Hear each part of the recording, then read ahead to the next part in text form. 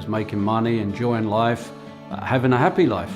If someone had said to me, come to Jesus and you'll be happy, I would have said, well, I already am. But one night I knelt down by my couch and I invited Jesus to become the Lord of my life.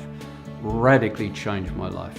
I thought I was happy before, but once I became a Christian, my life just took a whole new level. And I became a Jesus freak. I wanted to tell everybody about Jesus. And it was only a few weeks after I became a Christian that I went down onto the streets of my hometown, began to tell people about Jesus, began to preach, began to see people healed, and we just saw exciting things.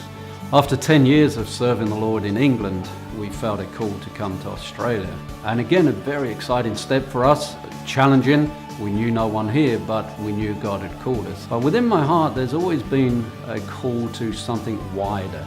Because I've always traveled, because I've always been on the road, I'm used to being away lots and spending time overseas and so on.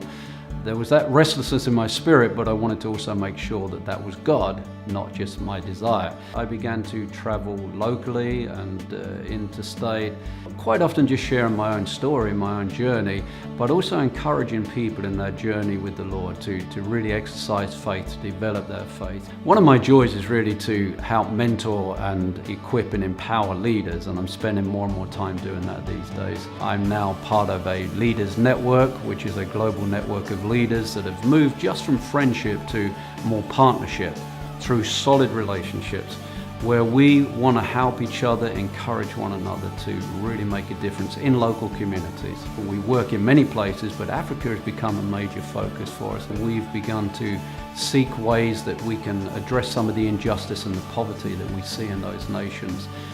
That's an intrinsic value of Christianity, not just to preach a gospel, but to show and demonstrate the heart of God and the love of God. We have 2 children's homes, one in Malawi and one in Kenya.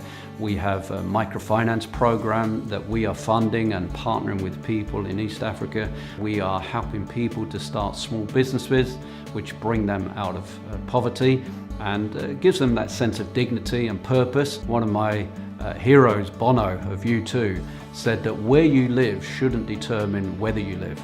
And we've taken that as part of our ethos because what we do is not about charity. It's not about trying to just bless a few people. It's about bringing justice into those situations. It's helping people come out of poverty. It's helping them to find a way that they can move forward, not dependent on someone else. There's a great need for more people to stand with us. We're really looking for volunteers with various gifts that might feel that they could come and stand alongside us and help us.